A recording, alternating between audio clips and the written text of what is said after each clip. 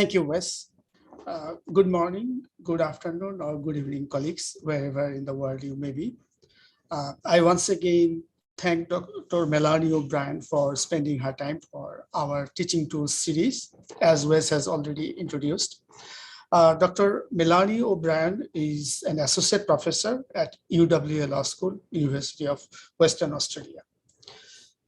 I will not go through her bio, I will just move into the question and answers.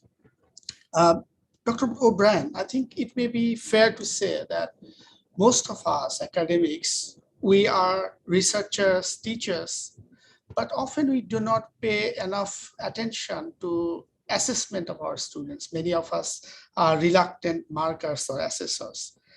Maybe you are an exception to that. So if I may ask, what prompted you to take a very keen interest on student assessments?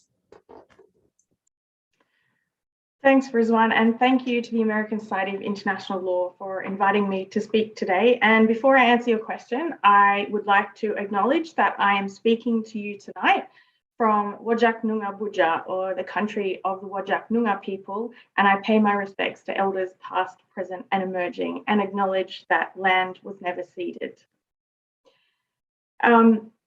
Sorry, now to answer your question, to think about this. What motivated me to think about this was actually I did a one-day session at my university with what's called the Educational Enhancement Unit, and they ran this whole day session that helped you create your unit, your entire unit, and they spent the whole day with us. It was actually a pretty amazing session, and it was essentially a two-on-two thing where they had an educational specialist and librarians to help us out. And they gave us some really amazing resources with that. And one of them was an A to Z of assessment items. And after the day was over, I mean, I had a bit of a look at it during the day, but after the day was over, I went through and I started looking through this, and it kind of blew my mind that there were so many different types of assessments. And that was what inspired me to do at least some of the assessments that I run that we're going to talk about today, because some of them, obviously, I looked through and I thought, oh, this wouldn't work for law.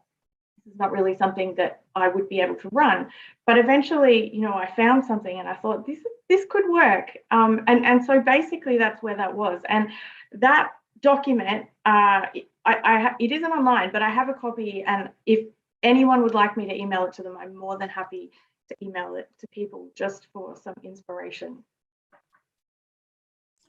Thank you, Dr. O'Brien, for that answer.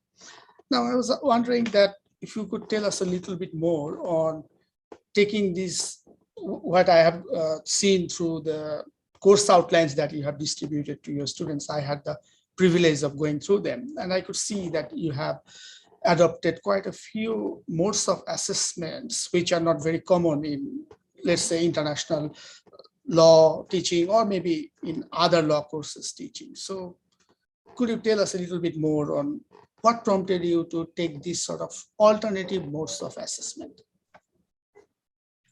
Yeah, so as I mentioned, when I read this document, I thought, it got me thinking about the assessments that we're exposed to when we study law, and they tend to be the same thing. And so when you're not actually exposed to more assessments as a student yourself, it's difficult to conceive of a different type of assessment that you could give. You know, we tend to have the same standard assessment, you know, like problem questions, and we have the same structure of tutorial. We tend to have essays. We tend to have things like case notes. And so I liked the idea, and I'm lucky enough that I teach electives. So I should preface by saying what I teach. I teach public international law. I teach twice a year, and I teach it once for master's students and once for JD students. And then I also teach international humanitarian law for master's students. And the master's units I teach as an intensive unit. So it's 9 to 5 for several days. The JD unit runs once a week all semester like a normal unit would. So I'm lucky enough that I don't teach any compulsory units, and that means I have a little bit of flexibility in what I can offer, particularly as I'm teaching master's students as well. So when I saw this list, and it got me thinking about how could I make the unit more interesting for both the students and me as well, thinking about letting the students do something that's a little bit more creative while still engaging them with the law itself. Thank you for that answer. My next question would be, one of the assessment tools that I think you have used in some of your courses is film review. To me, that seemed very unusual for a law course. So could you please tell us a little bit more on the format, how it works, what is special about it, and maybe what is what about some of the response of your students to write, let's say, a film review, which typically we don't ask our students to do in any law course, perhaps, let alone international law or international humanitarian law where you teach? Yeah, so I think this is probably my favorite assessment that I set for the students, and just to say the students love it. So basically what they do is they have to, it's a 1,600 word assignment, and it's not a review per se, that's just kind of the category of it. But they don't actually have to write a review of the film. What they have to do instead is they have to assess, specifically analyze IHL issues that are in the film. So I tell them that there will always be many IHL issues in the film. So they can't cover them all, but they should focus on a very small number in the film. And that the exercise is, the idea behind it is to understand more and explore more about current international humanitarian law. So I want them to apply today's law, regardless of when the film is set. So in terms of the film itself, the way I ran it in the first year was we actually watched a film in class.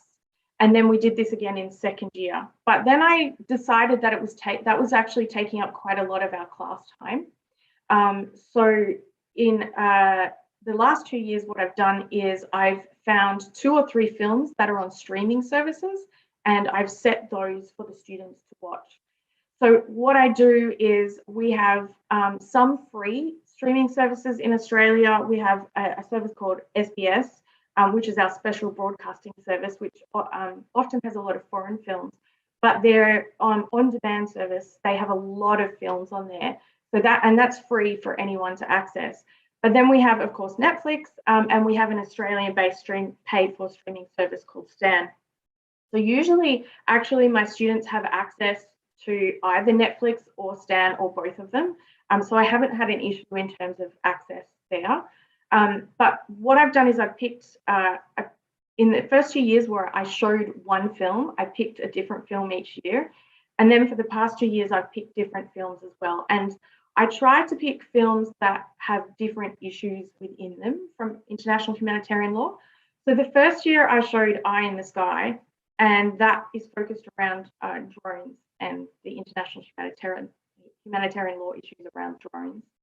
The second year I showed Beasts of No Nation, the Netflix film with Idris Elba, which is about child soldiers. And then since then, because I've been able to set more films, I've pulled films that have a lot more different issues, such as The Siege of Jadotville on Netflix, which is about peacekeepers, and what else? Heart's War, which has Bruce Willis in it and is a prisoners of war film.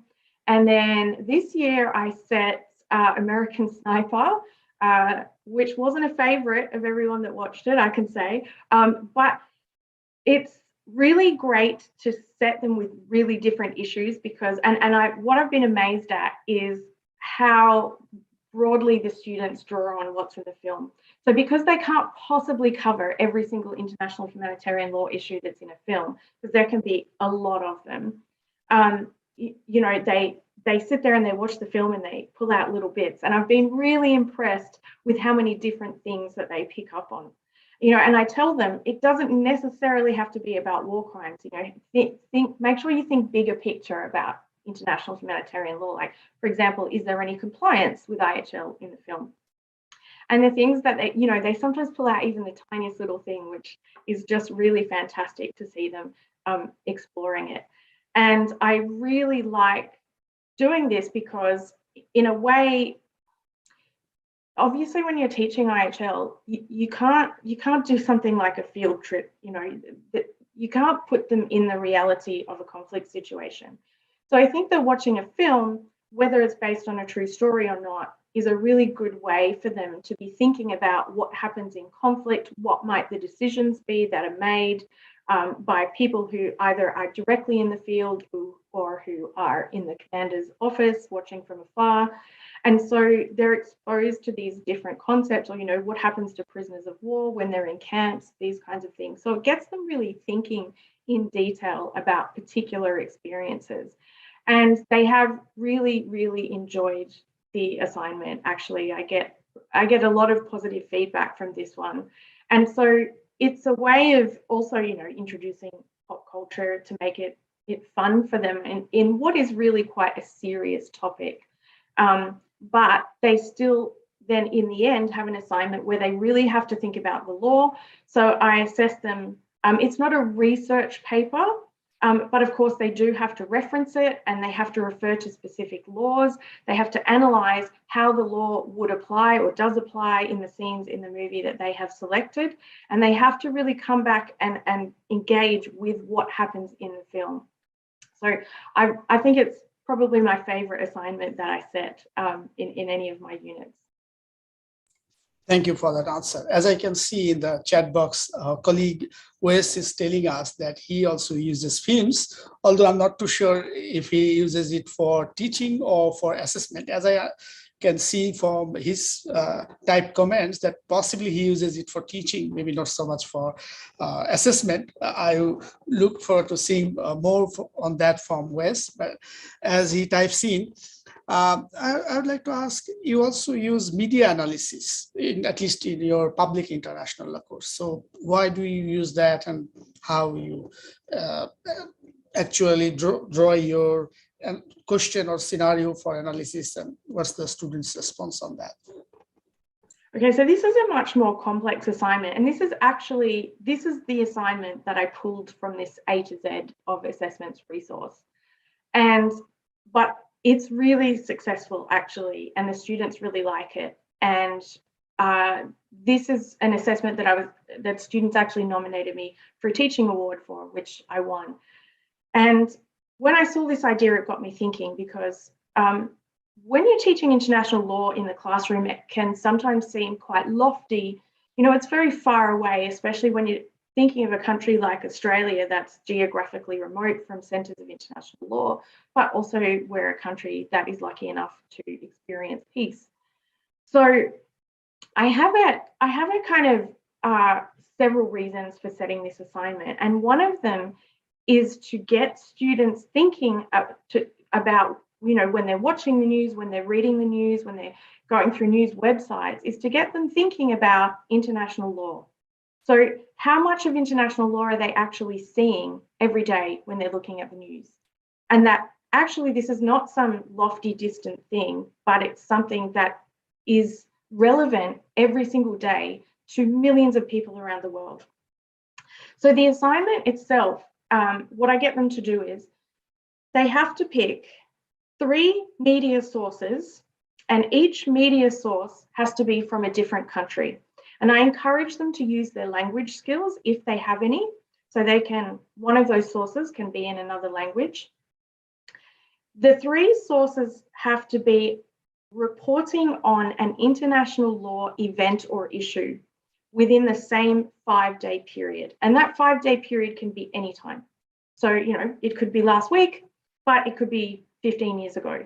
And actually students have found just an amazing array of topics. And one of the things I love is when I happen to get 2 students who pick the same issue, but at different periods of time, like the Skripal poisoning, for example, but at different periods of time. And so therefore there are different international law issues that they look at because it's a different phase in that particular issue. So they have to find 3 media sources, and the media sources have to be of 2 different media types. So when we're thinking about written, audio, or audio-visual, a video. So they have to pick at least 2 different ones. So the idea behind that is to get them exploring more media than just a written piece on the internet, which is obviously the easiest thing to do. So once they've found their sources about this same international law event or issue, they have to compare them. So obviously you're thinking, this is really different. This is something that students are not used to doing, like especially law students. Obviously, this is something that communications and media students might be doing. And the background to it comes from communications and media. And one of the things I do is I set them some readings about media framing. So media framing is the theory about how the media presents a particular story and the narrative behind it. So they're actually given readings about media framing, but specifically I've found articles about media framing about human rights issues, about torture. So international law related media framing specifically. So I give them reading material so they can understand more about what media framing is. Unfortunately, actually, it's quite rare that the students read those, and that is reflected in the quality of their assignment. So when I see in their bibliography that a student has done those readings, I immediately know that actually the quality of their assignment is going to be higher, because that is how it has been in my experience. And I run this assignment twice a year, so you come to know what it's going to be like based on the bibliography. So it's a partial research assignment, not in depth. They have to obviously research around the law, around the issue that they're talking about. So I do expect to see reference to primary legal sources and some secondary sources in the bibliography.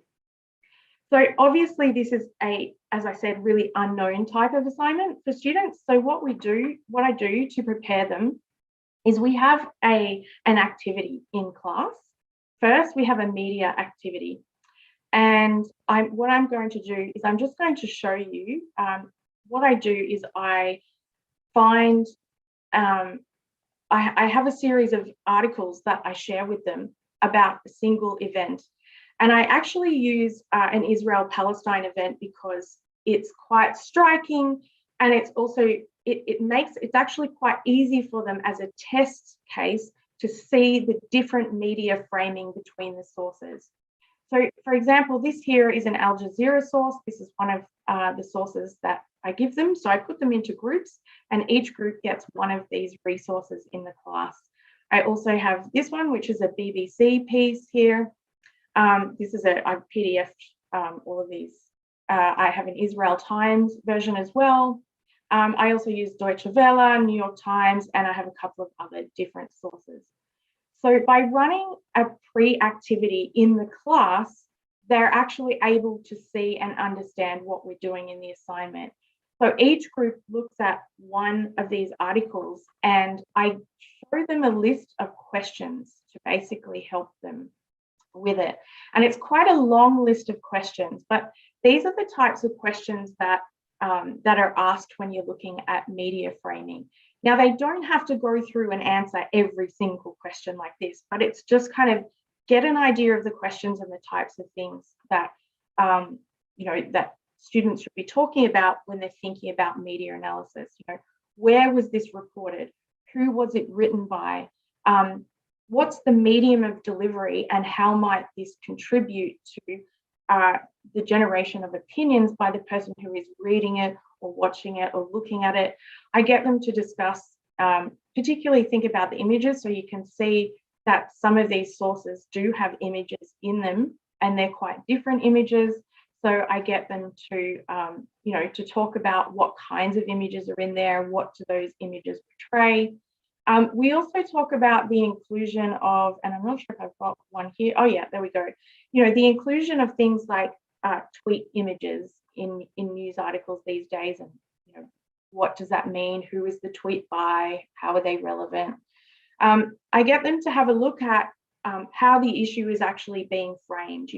What is the kind of language that's being used to refer to the particular people in the story, and the events that have happened.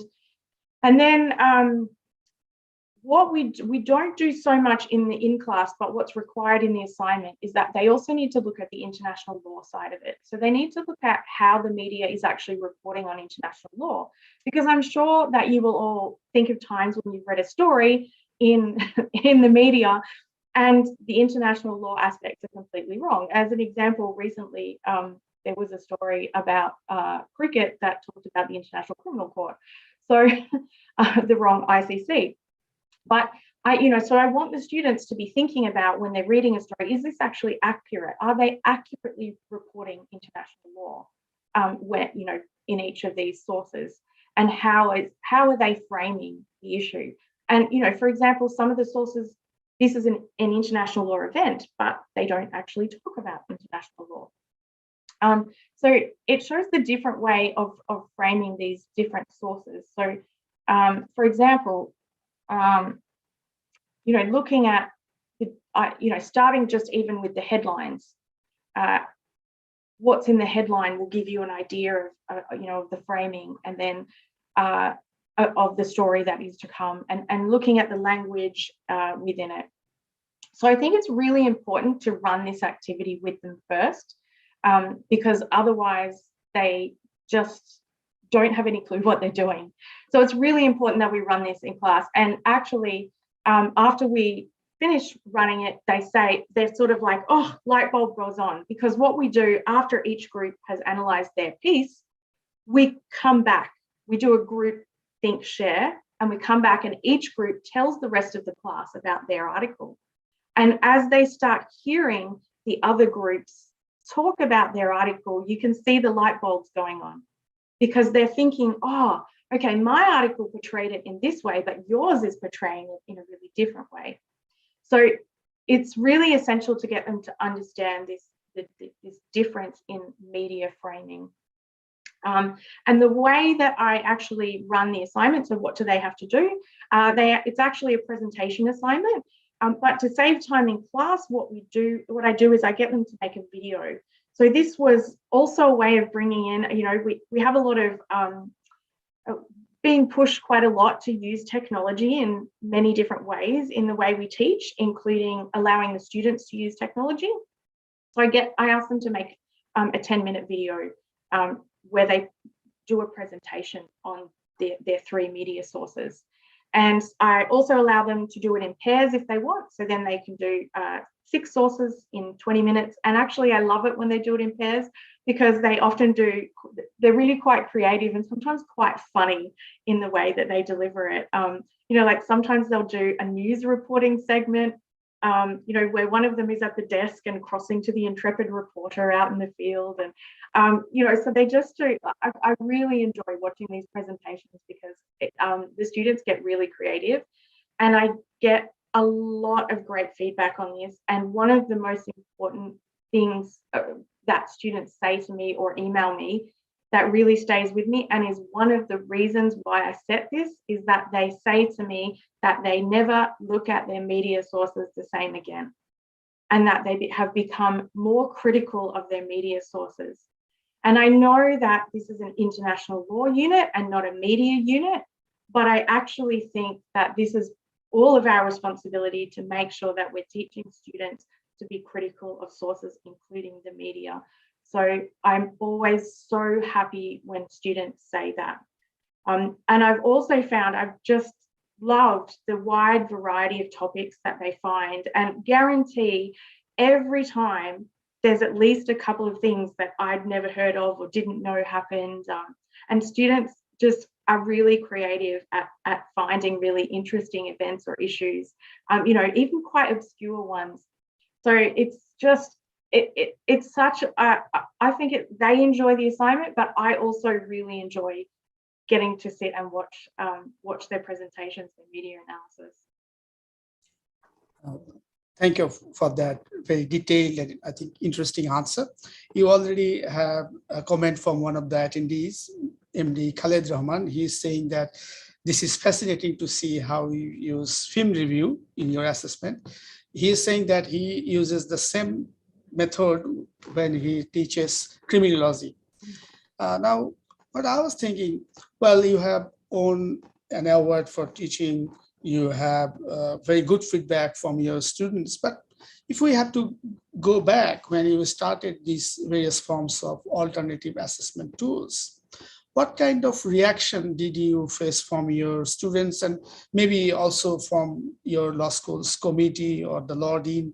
Because traditionally, I guess most of us law academics, law students, we are a little more, I would say, risk averse, or we are traditional in our thinking. We want to go by the precedents. So could you share some experiences on that? How was the beginning? Actually, those two assignments have been really well received from the get-go by students. And I think for the media analysis, it's definitely because I run that activity in class. I think if I didn't run that, they would be really worried because they wouldn't really understand the assignment. So because we do that and we talk about it, they have a lot of time in that session to ask questions. I've just have had a really great reception from students from the get-go. And I'm pretty free with my assignments because I'm not teaching electives, like really, really lucky that I don't have to run everything in my unit by anyone. So yeah, I haven't had any issues running it, and it's been really great, actually. I'm really lucky. Thank you for that answer. And one benefit that I think some of us can see from your, particularly that media analysis assessment tool, is that it would force the students to see that international law or international humanitarian law is not an esoteric subject. We are often accused by some of our colleagues in the law school that, well, yes, international law is so rich, it has so many dimensions, but it is not really something that is practiced widely. Maybe very few people, those in the government, maybe some in academia, they are dealing with it. But actually, as one of the ASIL publications, I think there's a publication that 100 ways or 99 ways that international law has impact in our everyday life. So maybe once you do that media analysis assessment tool, people can see that this is not something divorced from our day-to-day life. This is very much a part of our daily life. Now, yeah, I think so. And I try to, in my teaching, I try to, obviously we talk about theory, but I try to be quite practical. And, I get in guest lecturers to talk about practical things. So one of my colleagues, Stephen Smith, is the former Defence Minister and Foreign Minister of Australia. And he comes into my PIL class and gives this fabulous guest lecture about the whaling case, because he was involved in the whaling case when Australia took Japan to the ICJ. So they get to hear about, hang on, what could I do as an Australian in international law? Like, how are we involved in international law? Because as I said, we're geographically removed from the seats of power of international law. So things like that. And in my IHL class, I always have a guest lecture from someone from the Red Cross, so they can talk about what the Red Cross does. And the students are always blown away by that. They don't really realize what the Red Cross does.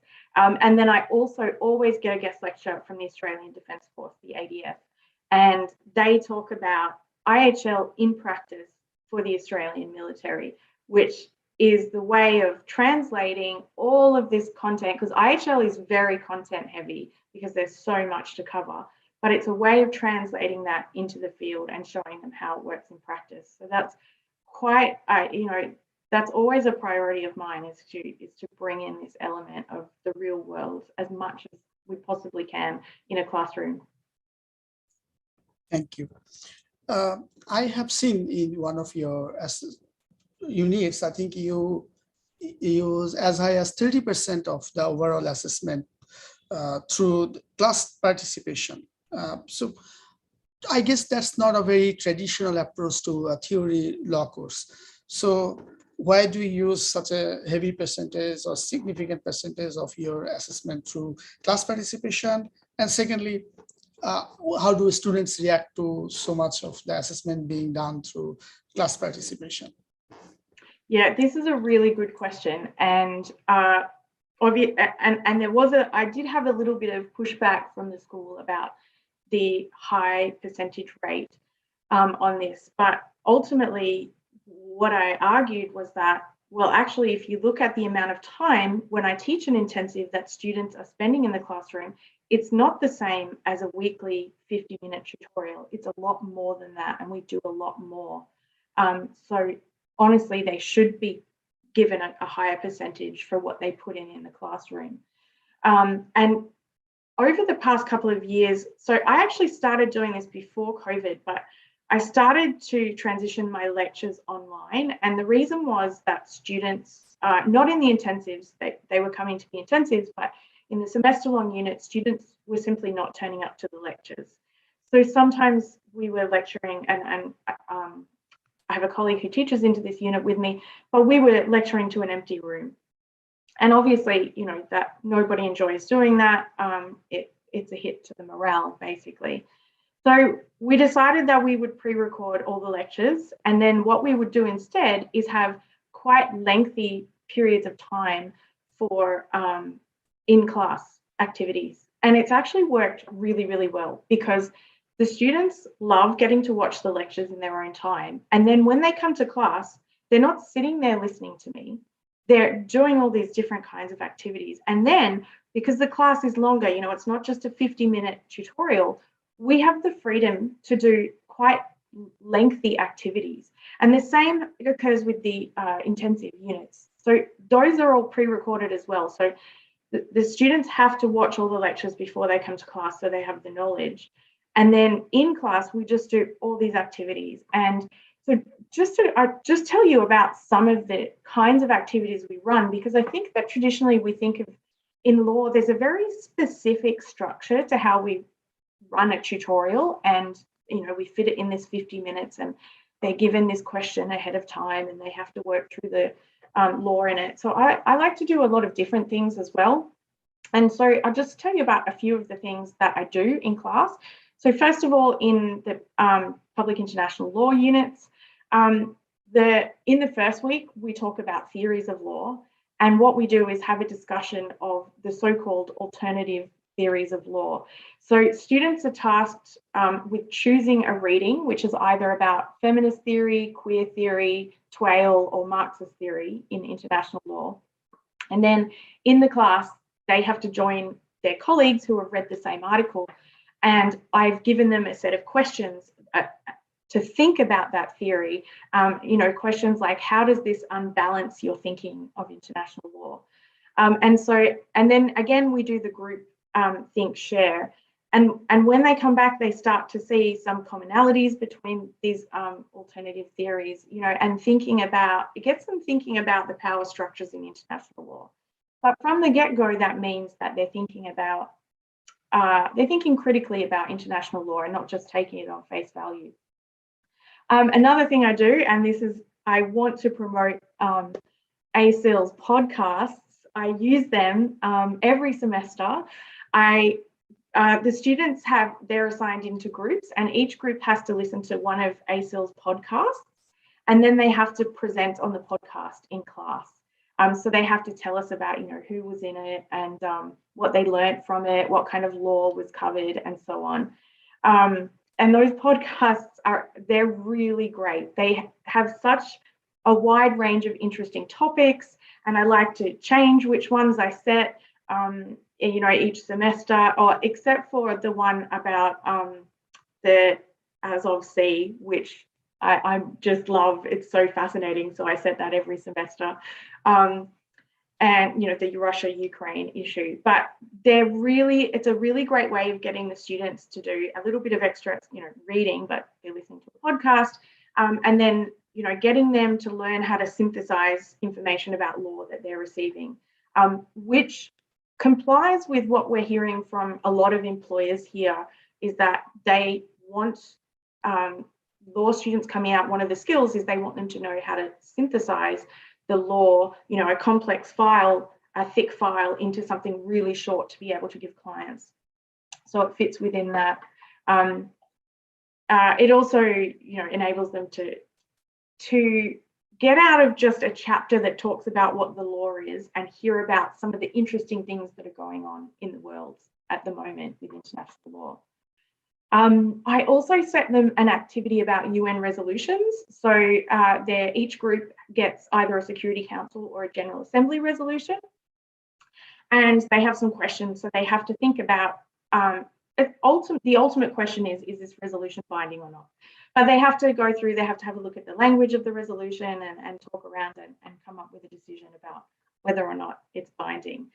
So, that gets them thinking about, obviously, UN resolutions and sources of law.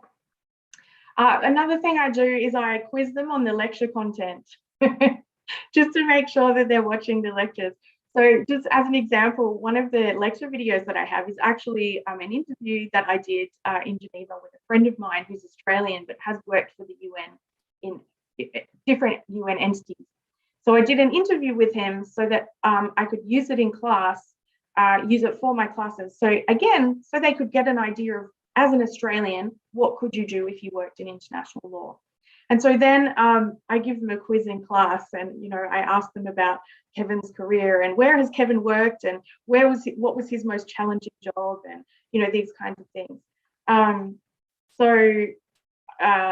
Yeah, and then obviously I have other lectures that are more law focused. I also run an open discussion without structured questions about the UN and the siege of Sarajevo. And so what I do is I give them some sources beforehand, some online sources that they have to have a look at that talk about the siege of Sarajevo. So they get a background on the war to begin with, and they get a few other sources here, which for some reason I'm finding I can't click on. But I give them a few sources that look at the siege of Sarajevo and the UN response to that. And then I basically open the discussion to them to think critically about the UN and its functions, and how it works. Because while I tell them, overall we are definitely better off with the UN, but I also want you to think critically about the UN and how it functions. And then a couple of really fun things that I really like doing. At the end of my PIL class, I run this wacky activity, which I found online. I was just kind of searching for things, and I found this. And it's called a Q&A hunt. But what I do is every student gets a page like this with a range of questions in it that kind of summarizes some of the things we've done in the class, but over the whole semester, but also some of the things that we do, the thematic things for the last week, where we look at international humanitarian law briefly and international criminal law briefly. So this is really fun. I give them 11 minutes and they have, if you see here, 14 questions. And they have 11 minutes to get all of them answered, but each answer has to come from a different student in the class. So they can't answer it themselves. They have to go around and they have to talk to each other and they have to fill in each other's forms. And they love it. Like, honestly, it might sound weird, but I can't tell you how much fun it is. And then when we're finished, we come back and we go through the whole class and we answer the questions, and it's a lot of fun. It's done in a really fun environment rather than oh, you got that wrong, that's bad. There's no chastising anyone. It's just a way for them at the very end of the unit to try and remember some things and have a bit of a laugh, at the things they get wrong.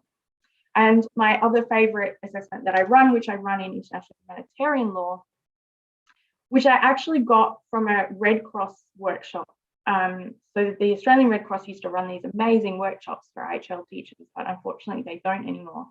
And at one of them, one of my colleagues ran an activity, and I've implemented that, which is where each group is allocated a provision of the 4th Geneva Convention, and they have to read the commentary and the new commentary that goes with it, and they have to redraft that provision for the modern age. And I've had really positive feedback on that as well, because students saying, oh, it's really opened their eyes and got them thinking about how a treaty is drafted and what you put in it. Thank you. Wes is asking, do you have any different level of expectation depending on whether this student is undergrad or grad student? Depending on that, how do your expectation vary with regard to good participation? Yeah, so I don't teach undergrad at all. I only teach postgrad students. So I only teach JD or master's students, but obviously it would differ.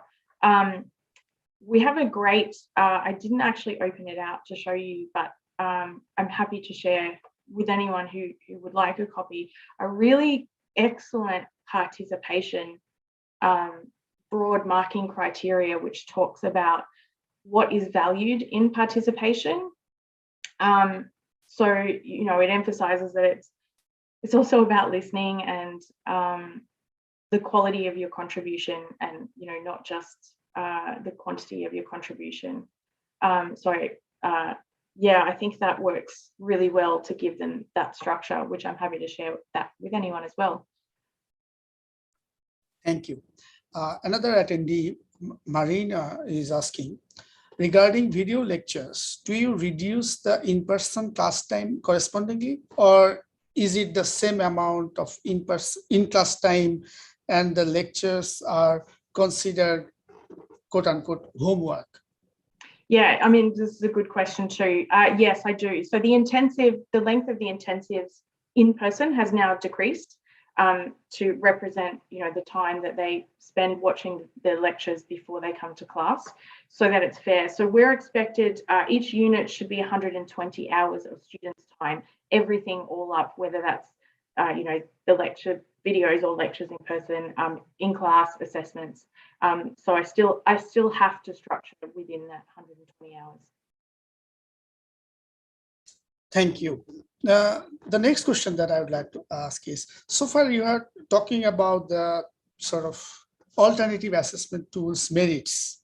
So if we just try to see the other side of the coin, that what are some of the challenges that you think these alternative assessment tools have, or some of their limitations? That, let's say, if you were opting for a traditional take-home exam or maybe an in-hall exam in 2 hours, 3 hours, how do you compare them? So I think I know I'm really lucky because I teach small classes, and so I can do these alternative types of assessments. But if I were teaching much larger classes, I'm not sure that they would necessarily work. Probably the media analysis would work in terms of, you know, because we obviously have to think about the number of assignments that will come in and marking them. But I actually am, because I'm lucky to have small classes, I don't set exams in any of my units. But if the numbers were to increase, I would obviously have to rethink the structuring of my assessments, and there would be a point, you know, in the numbers where exams would be necessary, because I think we all know that if you're teaching, you know, 300 students, an exam is really the best way to assess them, you know, particularly at the end of the semester. So I'm particularly lucky at the moment in that regard. Thank you. Another attendee, Khalid Rahman, is asking it that if you in any way for your online classes adopt different tools than, let's say, what you used to do before. Yeah, hi Khalid.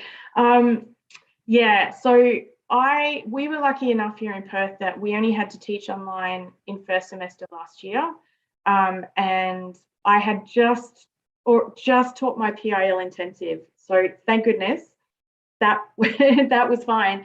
But I then had to move my IHL unit online, and I did have to rethink my assessments and how I would run them, and I didn't want the students to be sitting from 9 to 5 on their computer, so I also had to rethink in-person structure.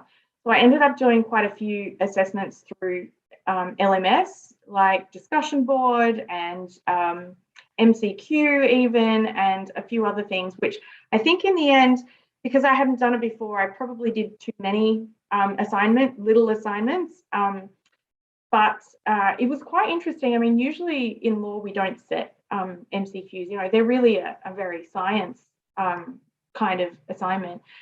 And in fact, we were just discussing this in the law school last week, because you can use them for law quite easily just to test on content, but it would be much harder to use them for a more analytical sense. So I just use them for content. I created a multiple choice quiz using emblems.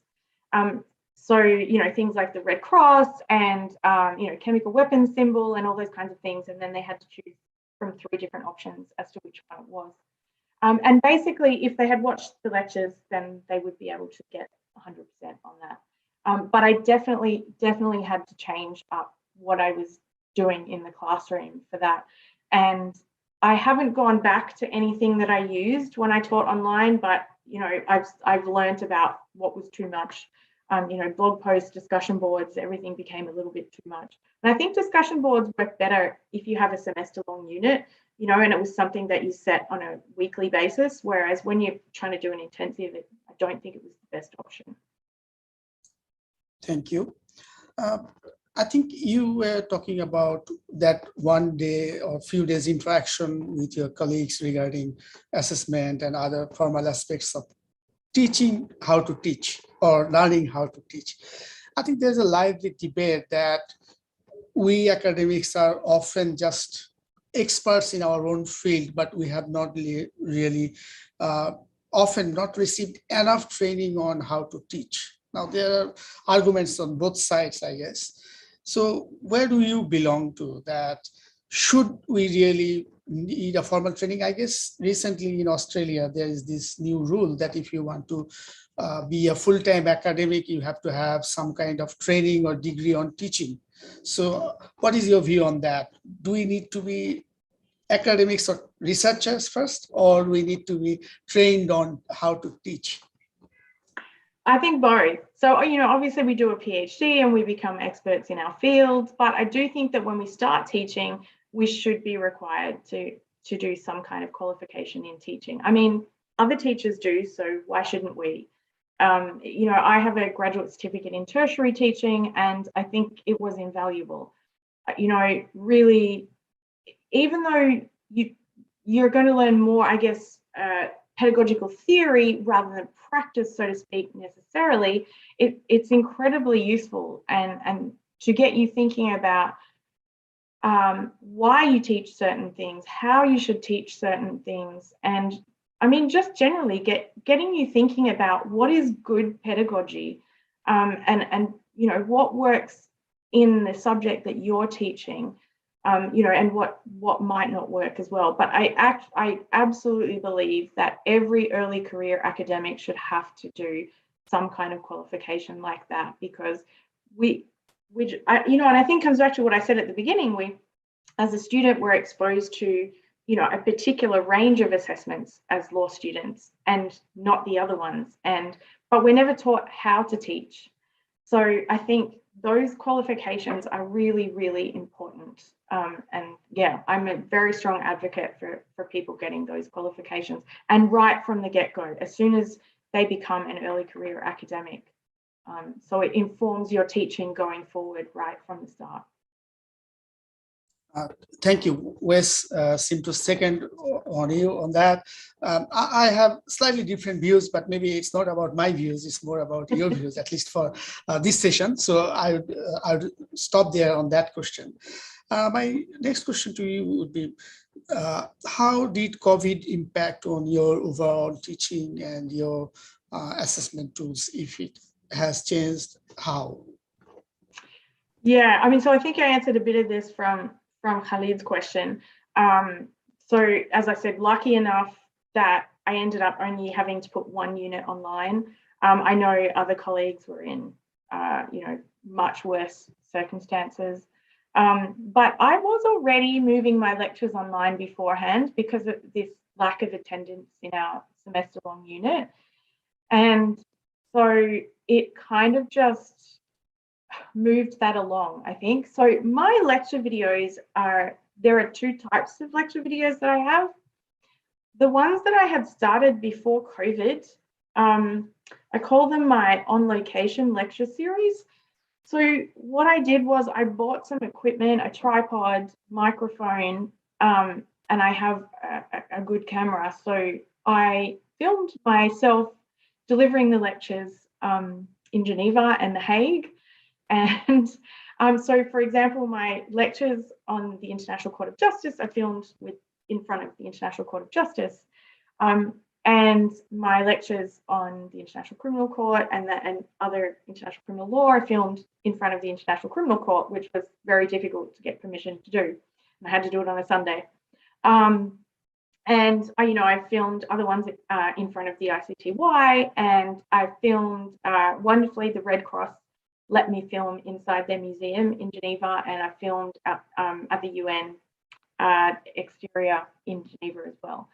So my idea of doing those was, again, so that students could see, here's where it is. So, when I'm standing in front of the ICJ and I'm going, here it is, like it's in The Hague and this is what it looks like. And I talk about the building and those kinds of things. And it's also really funny because there was a cat that appeared while I was filming it. So I have a note for them, watch out for the cat. So in class, I can tell, did they watch it? Did you see the cat? But I've had students say to me that they really like those lectures because they almost can't, for them, it's something difficult to fathom, again, because of the geographical distance we have here. So when they see that I'm actually standing there, like they've been really like kind of mind blown about it, which is exactly what I was hoping would happen. Not necessarily mind blown, but just in the sense of, wow, I could actually go there and I could see this place. So I think that makes it really nice. And my other ones that I've just filmed using Echo 360. But I think the pandemic made it, everyone got to know that kind of material better. But I think the ones that I filmed on location overall are better because I actually got a teaching grant from my university, and I was able to hire a media and comms student who did all the cutting of my lecture videos, and she inputted graphics and text and all this kind of stuff. So it actually looks good because my skills in that area are severely lacking. So even if I had been able to do it, it wouldn't have looked as good as they do. So that was like honestly a really cool grant to be able to get, and a really great way to provide some employment for a little while to a student, but also, to make my lecture videos look visually more interesting, because obviously when you're filming those yourself, I've just got a tripod and it's just me. I don't have any assistants, so it's not a fancy video or anything. But I really like that I have those, and so that balances out with the other ones that I've just recorded sitting in front of my laptop. Thank you.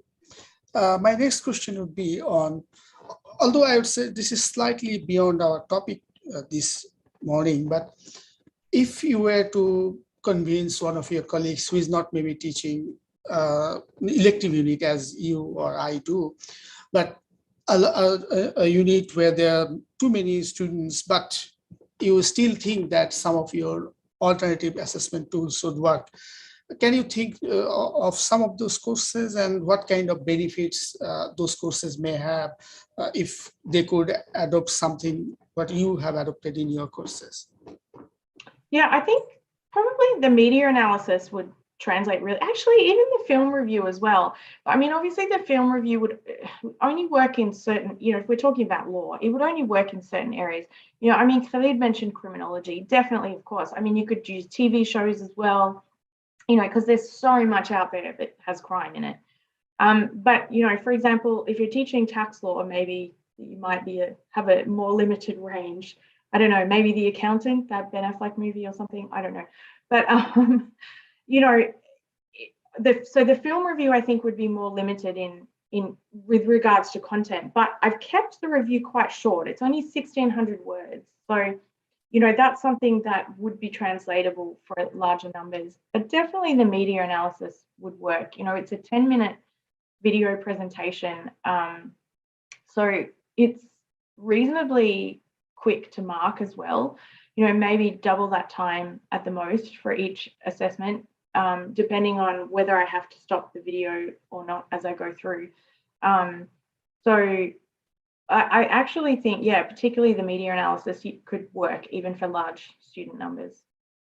And also, obviously, the media analysis would work for, I think any area of law, pretty much. Thank you. We are almost out of time, so this would be my last question.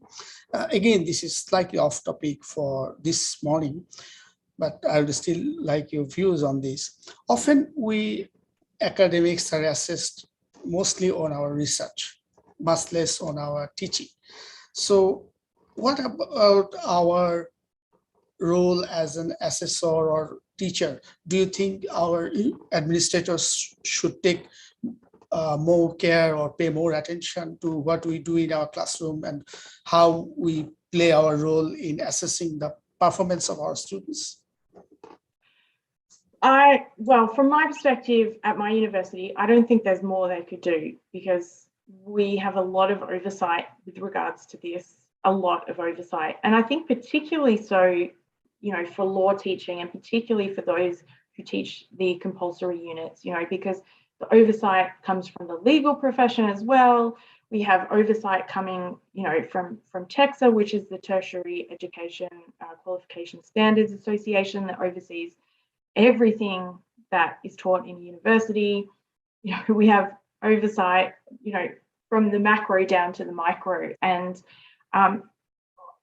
it might be different at other universities, but definitely we have a lot of oversight on it. I mean, if you want to get a new unit approved, there's quite a lot of steps to go through. You can't just suddenly start teaching something new. You have to pass through multiple approval committees to be able to get something approved. And for those who teach in the compulsory units, in Australia, we call them the Priestley 11, they are quite restricted as to what they can teach and how they can teach it, in a way that I'm not. And, for example, in our law school, every semester when we create our unit outline for that semester, it has to be checked by a colleague. So we do have, I think we have, quite a lot of oversight already, actually, from my experience at my university anyway. So I'm sure that there may be other universities where there isn't this kind of oversight, but there does need to be. We need to make sure. I'm not saying that everybody needs to perform to excellence. I think there's a lot of that pressure going on. And of course, if everybody performs to excellence, then that's the average and it's no longer excellent. But just to make sure that people are doing their job, covering everything, making sure that they're giving the information they should be on LMS, that they're teaching the times that they should be teaching, not cutting class short, just those kind of little things, that just making sure people are doing their job, I think. But yeah. Thank you, Melanie, for that answer, and of course for your time and all the excellent answers. I'm sure our audience loved it. I loved it thoroughly. Thank you, our attendees. We look forward to seeing you in our future events.